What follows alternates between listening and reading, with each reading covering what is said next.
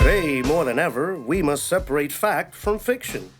In 1861, Democrats saw blacks as nothing but slaves. But our ancestors were not amazed. Lincoln tried, but he didn't survive. Yet today, they still haven't apologized. Democrats fought just to stay alive. They got defeated, so they needed a better plan. They created Jim Crow alongside the Klan. This permitted lynchings well into the 60s, and rightfully so, blacks were loyal to the party of Lincoln. But suddenly, blacks became Democrats. The question is, how? Better yet, why? With racist Dixies hating blacks, the Civil Rights Act could never pass. So they needed another plan. GOP, they started the Klan. Call them racist and twist the facts, then take credit for passing the act. With fake news and twisted facts, Uncle Toms became aristocrats. So it's no wonder you're still a Democrat. But had it not been for the GOP, we might still not be able to pee. Black people, please, can't you see who the atheist is?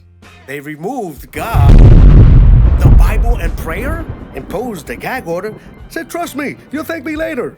So millennials, if you believe in God, then how is that better? Reverends preach day and night because the gag order was kryptonite. Bumpy ran the streets while Powell sat in Congress, making sure psychological stranglehold was still in progress. Blacks were now captive to Bumpy the church and members of Congress. It was a revelation, and it made them the Harlem sensation. He was worth $5 million when he died, but only made $20K while he was alive. Adrian and Sharpton are worth $50 million, but blacks today still live in housing. Then came Obama, but he led from behind, and it twisted everyone's mind.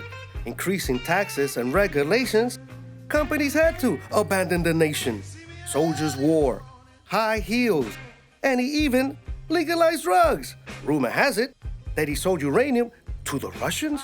But wait, was Obama planning our destruction? He spent more than presidents combined. But what did he buy?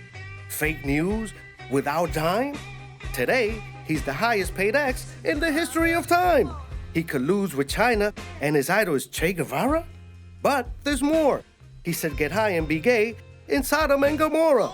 We voted for him twice, and now we're paying the price. So, what are we missing? Common sense and the ability to listen? That's not heroism. Open your eyes. It's communism. He was black, handsome, and very bold. But he kept intact the stranglehold. Pelosi and her minions want abortion and another $4 trillion. AOC and Bernie Sanders, anarchy and looting is not the answer. Knowing the facts, that's what matters. So America, just be bold and break loose from the stranglehold. What in the world am I gonna do?